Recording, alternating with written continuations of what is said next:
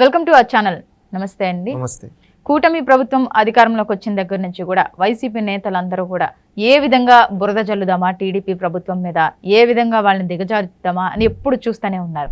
ఇప్పుడు ప్రస్తుతానికి చూసుకుంటే కనుక ఎవరో ఒకళ్ళు ఎప్పుడో ఒకప్పుడు ప్రెస్ మీట్లు పెడుతూనే ఉన్నారు. ముఖ్యంగా నిన్న జగన్ది తీసుకుంటే కనుక నందిగం సురేష్ ములాఖత్కి వెళ్ళి ఆయన మాట్లాడిన మాటలు చూస్తే ఎవరికైనా సరే కోపం వచ్చే విధంగానే ఉన్నాయి. అంటే ఎంత వెటకారంగా, ఎంత వ్యంగ్యంగా ఉన్నాయో ఆయన మాటలు మనం విన్నాం. దాని గురించి మీ అభిప్రాయం?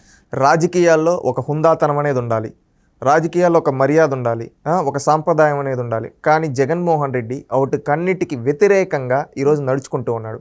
గతంలో తాను అధికారంలో ఉండేటప్పుడు, అంతకుముందు ప్రతిపక్షంలో ఉండేటప్పుడు, ఇప్పుడు ఎమ్మెల్యేగా మనం చూస్తే గత 11 ఏళ్లుగా జగన్మోహన్ రెడ్డి రాజకీయం చూస్తూ ఉంటే ఒక క్షుద్ర రాజకీయం చేస్తూ ఉన్నాడు. ఇలాంటి వ్యక్తి రాజకీయాల్లో ఉండడానికి అనర్హుడు. ఎందుకంటే గతంలో మీరు చూసినట్లయితే 2012లో వాళ్ళ తండ్రి శవాన్ని అడ్డు పెట్టుకొని రాజకీయాలకు వచ్చాడు. 2014లో ఆ శవం పెట్టుకొని రాజకీయం చేశాడు. 2014లో ప్రతిపక్ష స్థానం ప్రజలు ఇచ్చారు, ఏం చేస్తాడు అని. అప్పుడు అసెంబ్లీకి డుమ్మా కొట్టి పాదయాత్ర చేశాడు. అక్కడొచ్చి అనేక ఫేక్ ప్రోపగండాలు చేశాడు. పింక్ డైమండ్ అన్నాడు, కమ్మడి ఎస్పీలు అన్నాడు, కులాల మధ్య చిచ్చులు పెట్టాడు, అరటి తోటలు నరికిచ్చాడు. ఈ విధంగా ఎన్నో చేశాడు తప్పులు. అవుట్లన్నింటిని కప్పించుకునే దానికి ఒక సోషల్ మీడియా టీముని పెట్టుకొని చంద్రబాబు నాయుడు గారి పైన విషం జిమ్మాడు.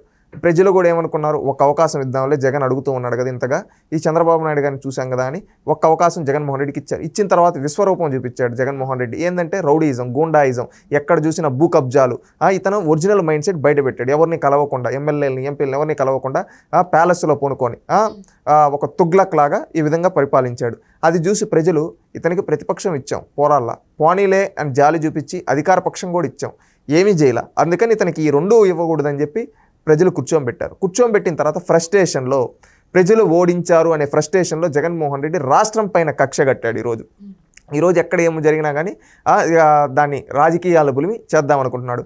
ఈరోజు జైల్లో ఉండే వ్యక్తి ఏమన్నా స్వాతంత్ర సమరయోధుడా? ప్రజాస్వామ్యంలో ఒక రాజకీయ పార్టీ ఆఫీస్ అనేది దేవాలయం లాంటిది. అలాంటి దేవాలయాన్ని కూల్చడానికి ప్రయత్నించిన, దాన్ని పగలగొట్టడానికి వచ్చిన, గూండాయిజం చేసిన నందిగామ సురేష్ అనే ఒక రౌడీ కోసం ఈరోజు జగన్మోహన్ రెడ్డి జైలు దగ్గరికి వెళ్ళాడు. అంతకుముందు పిన్నెల రామకృష్ణారెడ్డి అనేక మంది బడుగు బలహీన వర్గాల ప్రజల గొంతులు కోసిన వ్యక్తి దగ్గరికి వెళ్ళి ఆ రోజు వెళ్ళాడు, ములాఖాతులకు వెళ్ళాడు. ఈ విధంగా క్రిమినల్ బ్యాక్గ్రౌండ్ ఉండే వాళ్ళ దగ్గరికి వెళ్ళి వచ్చి బయట ప్రెస్ మీట్లో పెట్టి ఏది పడితే అది మాట్లాడుతూ ఉన్నాడు. నీ పద్ధతి మార్చుకో, నువ్వు క్రిమినల్వి, నీకు క్రిమినల్ అంటే ఇష్టం ఉండొచ్చు, కానీ అందరినీ ఆ క్రిమినల్స్ని నీలాగా ఎంకరేజ్ చేయాలని చెప్పి ప్రోత్సహించమని నువ్వు చెప్తే ఎవ్వరు వినరు జగన్మోహన్ రెడ్డి. అది గుర్తుపెట్టుకో. ఇంకొక మాట అంటాడు, మీరు చూస్తే కక్ష సాధింపు అంటాడు. ఎవరిని కక్ష సాధింపు చేసామయ్యా?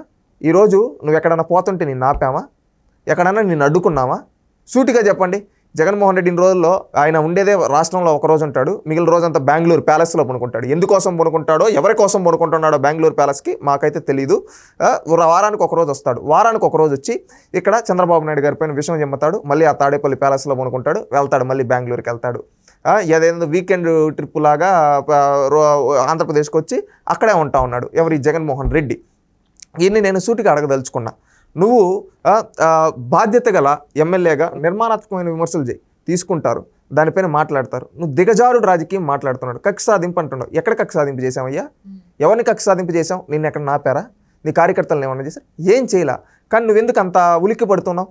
ఇక్కడ రెడ్ బుక్ అంటాడు, మళ్ళీ మాటకు వస్తే రెడ్ బుక్ గురించి నీకు సూటిగా చెప్తున్నావు. వైఎస్ఆర్సీపీ కార్యకర్తలకి, వైసీపీ నాయకులు, ప్రతి ఒక్కరికి ఓపెన్గా చెప్తున్నావు. రెడ్ బుక్ అంటే లోకేష్ గారు ప్రతి సభలో ఆయన ఏమని చెప్పాడు తెలుసా? ఎన్నికలకు ముందు చెప్పాడు, ఎన్నికల తర్వాత చెప్తూ ఉన్నాడు. ఆ రెడ్ బుక్ అంటే ఏంటంటే ఒక్కసారి తెలియని వాళ్ళు వినండి.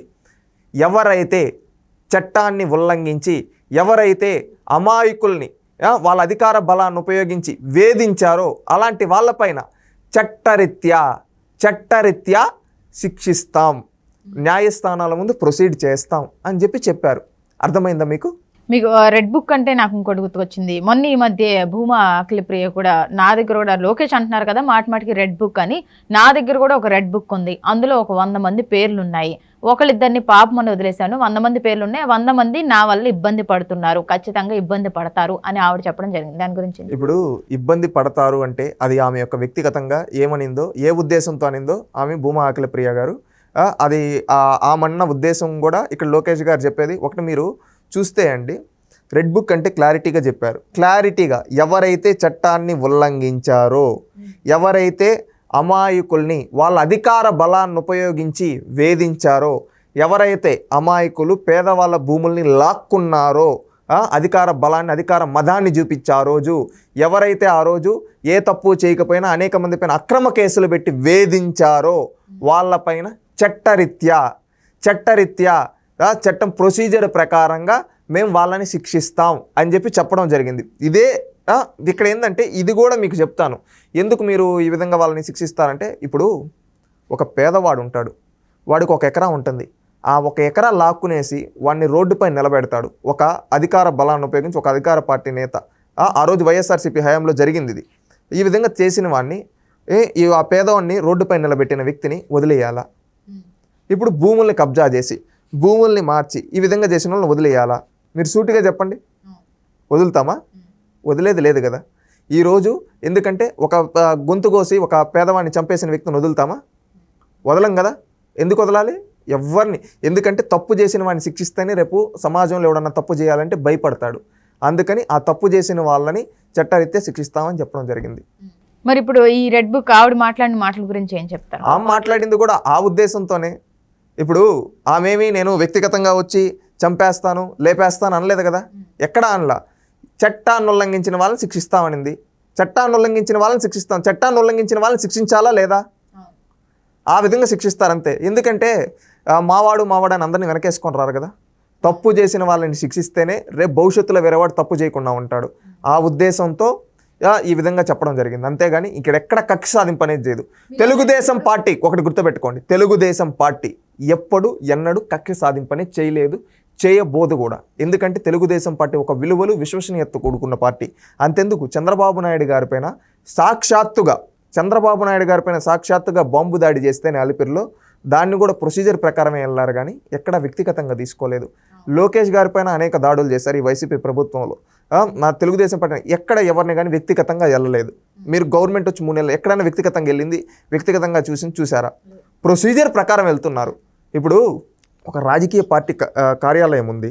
ఆ కార్యాలయం పైన ప్రజాస్వామ్యంలో ప్రతి ఒక్క రాజకీయ పార్టీ కార్యాలయం ఆ కార్యాలయం పైన ఒకడు గూండా వచ్చి పగలగొడుతూ ఉంటే వదిలేయాలా? మీరు చెప్పండి. వదిలేరు కదా. ఈ విధంగా అలాంటి క్రిమినల్స్ని శిక్షిస్తూ ఉంటే ఈరోజు జగన్మోహన్ రెడ్డి ఆ క్రిమినల్స్కి అండగా నిలబడుతున్నాడు. క్రిమినల్స్కి అండగా నిలబడుతున్నాడు ఇతను క్రిమినల్ పార్టీ కాబట్టి, ఇతను క్రిమినల్ కాబట్టి ఆ విధంగా క్రిమినల్స్కి అండగా నిలబడుతున్నాడు. ఇది ప్రజలందరూ అర్థం చేసుకుంటారని భావిస్తున్నాం. ఇప్పుడు మీరు అన్నట్టు ఎవరైతే చట్టానికి వ్యతిరేకంగా వెళ్ళి చట్టాన్ని ఉల్లంఘించారో వాళ్ళ మీద కేసులు పడుతున్నాయి. ఇప్పుడు వాళ్ళు ప్రొసీజర్ ప్రకారం వెళ్తున్నారు. పిన్నెల్లి రామకృష్ణారెడ్డి కానీ మొన్న అరెస్ట్ అయిన ఎవరైనా కానీ అలానే వెళ్తున్నారు. కానీ వైసీపీ నేతలంతా కూడా ఇక్కడ రెడ్ బుక్ రాజ్యాంగం మాత్రమే నడుస్తుంది, కావాలనే చేస్తున్నారు అని అంటున్నారు. ఒకటి వీళ్ళ చరిత్ర ఏంటంటే వాళ్ళపైన ఉన్న బురదని ఇంకొకరిపైన చల్లాలనుకుంటారు. వీళ్ళ బ్రతుకులంతా అంతే. ఒకప్పుడు వీళ్ళు రాజారెడ్డి రాజ్యాంగాన్ని నడిపించారు. రాజ్యాంగాన్ని నడిపించి ఈ విధంగా తప్పులన్నీ చేశారు. ఈరోజు ఆ తప్పుల్ని సరిదిద్దే ప్రయత్నంలో రాజ్యాంగాన్ని, ప్రజాస్వామ్యాన్ని కాపాడే జరిగే ఈ ఉద్యమంలో కరెక్ట్ ప్రొసీజర్కి వెళ్తామంటే వీళ్ళు రెడ్ బుక్ రాజ్యాంగం అంటా ఉన్నారు. వీళ్ళకి తెలియకపోతే ఎవరినన్నా ఇప్పుడు నిజంగా రెడ్ బుక్ నిజంగా కక్ష సాధింపు చేస్తుంటే జగన్మోహన్ రెడ్డి గడప దాటి బయటకు వచ్చిండేవాడా? కానీ తెలుగుదేశం పార్టీ ఆ విధంగా చేయదు. జగన్మోహన్ రెడ్డిని ఎక్కడా అడ్డుకోలేదు. ఎందుకంటే ప్రజాస్వామ్యంలో అతను ఒక పార్టీ ఎమ్మెల్యే, ఒక రాజకీయ పార్టీకి అధ్యక్షుడు, అతను తిరగచ్చని ఫ్రీడమ్ ఇస్తూ ఉన్నారు. ఆ ఫ్రీడమ్ని చేతగానితనంగా తీసుకొని నోటికి ఏదొస్తే అది మాట్లాడితే రేపు భవిష్యత్తులో భారీ మూల్యం చెల్లించుకోక తప్పదు. ఎందుకంటే జగన్మోహన్ రెడ్డి గారి పైన ఆల్రెడీ 38 కేసులు ఉన్నాయి. దాంతోపాటు ఇప్పుడు కొత్తగా గత 5 ఏళ్లలో లిక్కర్ స్కామ్ మిథున్ రెడ్డి గారి దగ్గర నుంచి జగన్మోహన్ రెడ్డి వరకు మెడకు చుట్టుకుంటే ఢిల్లీ లిక్కర్ కేసుని మించిన కేసు ఇది. అదేవిధంగా మైన్లలో కావచ్చు, డిజిటల్ కార్పొరేషన్లో కావచ్చు, ఇవన్నీ తీస్తే జగన్మోహన్ రెడ్డి చేసిన తప్పులకి జీవితంలో బయటికి రాడు. ఇవన్నీ కూడా ప్రొసీజర్ ప్రకారం వెళ్తాడు. అంటే ఇప్పుడు అందరూ మాట్లాడేది కూడా రెడ్ బుక్ రాజ్యాంగం నడుస్తుందని మాట్లాడేది కూడా నెక్స్ట్ మా వంతేమో అని భయపడి వాళ్ళు మాట్లాడుతున్న మాటలు అనుకోవచ్చు. అంటే భయంతో తప్పు చేసిన వాళ్ళు భయపడతారండి. ఈరోజు జగన్మోహన్ రెడ్డి అంత భయపడుతున్నాడంటే జగన్మోహన్ రెడ్డి లేనిపోనని తప్పులు చేశాడు, అక్రమాలు చేశాడు, భూదోపిడీ చేశాడు, అందుకని భయపడుతున్నాడు. లేకపోతే ఎందుకు భయపడతాడు? ఈరోజు అక్కడ క్లారిటీగా చెప్తూ ఉన్నారు ఎవరైతే చట్టాన్ని ఉల్లంఘించారో అని. ఆ పదం పదే యూజ్ చేస్తున్నారు. ఆ పదం అంటే వీళ్ళు ఎందుకు ఈ విధంగా రివర్స్ కౌంటర్ ఈ విధంగా ఇస్తున్నారు? ఒకసారి ఆలోచించుకోండి. ఇంకా నిన్న జగన్మోహన్ రెడ్డి మాట్లాడిన మాటలు తీసుకుంటే కనుక మా ప్రభుత్వం ఉన్నంతసేపు కూడా అందరికీ అన్ని అందినాయి, కానీ ఇప్పుడు ప్రభుత్వం వచ్చిన తర్వాత ఏవి అందట్లేదు అని అయితే ఆయన వ్యాఖ్యానం. ఏమందటం లేదు? ఇప్పుడు పెన్షన్ ఒకప్పుడు నువ్వు పెంచుతా అనేది పెంచలా. చంద్రబాబు నాయుడు ఫస్ట్ రోజే పెంచి ఏ విధంగా ఇస్తున్నాడు? 1వ తారీఖు 12 గంటలకంతా ఇచ్చేస్తా ఉన్నాడు. అవునా కదా? ఇంకొకటి నీ హయాంలో ఎక్కడ చూసినా కానీ ఎట్లా పడితే అట్లా లా అండ్ ఆర్డర్ లేదు. ఈరోజు లా అండ్ ఆర్డర్ కరెక్ట్గా ఉంది. ఎక్కడన్నా ఎవరైనా తప్పు చేయాలంటే భయపడుతూ ఉన్నారు. 3 నెలలు అంతా సెట్ చేశారు. అప్పటికి ఈ జగన్మోహన్ రెడ్డి విష ప్రచారం చేస్తూ తట్టుకొని ఈ విష ప్రచారాన్ని మంచి చేస్తూ ముందుకెళ్తూ ఉన్నారు. ఈయన చెప్పేటివి ఈయన ఒకప్పుడు వచ్చినప్పుడు ఎప్పుడు ఇచ్చాడు? ఈయన వచ్చినప్పుడు ఎప్పుడు ఇచ్చాడు? ఈయన గతంలో ఎన్ని పథకాలను ఆపాడు? ఈరోజు ఏ పథకం ఆపలేదే. తెలుగుదేశం పార్టీ ఏదైనా పథకం మేము ఆపేస్తున్నాం జగన్మోహన్ రెడ్డి తెచ్చింది అని చెప్పారా? మళ్ళీ ఇంకొకటి అంటారు జగన్మోహన్ రెడ్డి తెచ్చిన. జగన్మోహన్ రెడ్డి ఏం తేలా, ఉన్నట్టు కట్ చేసి ఆ రోజు 10 పథకాలు ఉంటే 5 పథకాలు ఇచ్చి అవే నేను ఇస్తున్నా అన్నారు. ఈరోజు ఆ 10 పథకాలు అంటే చంద్రబాబు నాయుడు గతంలో ఉన్న పథకాలను కూడా పునరుద్ధరించి ఈరోజు అన్ని పథకాలని ఇస్తూ ఉన్నారు. ఎక్కడ ఏది ఆపలేదు, అన్ని జరుగుతాయి. ఏ టైంకి ఇవ్వాలో ఆ టైంకి ఇస్తారు. ఈవెన్ జగన్ తీసుకొచ్చిన పథకాలు కూడా కంటిన్యూ చేస్తున్నారు. జగన్ ఏం తీసుకొని వచ్చాడు మనం చెప్పుకునే దానికి? ఏమీ లేదు. జగన్ తీసుకొని వచ్చింది వాళ్ళే చెప్పుకుంటున్నారు కదా, మేము కొత్త పథకాలు చెప్పుకునేవాడు ఎన్నైనా చెప్పుకుంటాడు. ఏమంటాడు తెలుసా?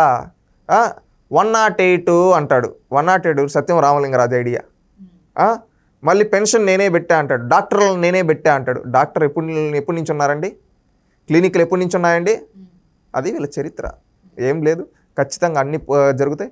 తెలుగుదేశం పార్టీ లక్ష్యం రాష్ట్రంలో ఉండే ప్రజలందరికీ సంక్షేమం, అభివృద్ధి ఫలాలు అందించి ఈ రాష్ట్రాన్ని నెంబర్ 1గా నిలబెట్టడం. దానికోసం వెళ్తాం. జగన్మోహన్ రెడ్డి లాంటి వ్యక్తులు ఎన్ని మాటలు మాట్లాడినా ప్రజలు కూడా ఈరోజు జగన్మోహన్ రెడ్డిని అసహించుకుంటున్నారు. అవి పట్టించుకోని అవసరం లేదు. రేపు భవిష్యత్తులో తెలుగుదేశం పార్టీ కూటమి ప్రభుత్వం అనేది ప్రజలకు మంచి పరిపాలన అందిస్తూ ప్రజలందరినీ మన్నలను పొందుతూ రేపు భవిష్యత్తు తరాలకి ఒక మంచి భవిష్యత్తు నిర్మించే విధంగా చంద్రబాబు నాయుడు గారి యొక్క నాయకత్వంలో కూటమి ప్రభుత్వం వెళ్తుందని నేను భావిస్తూ ఉన్నాను. Okay, thank you.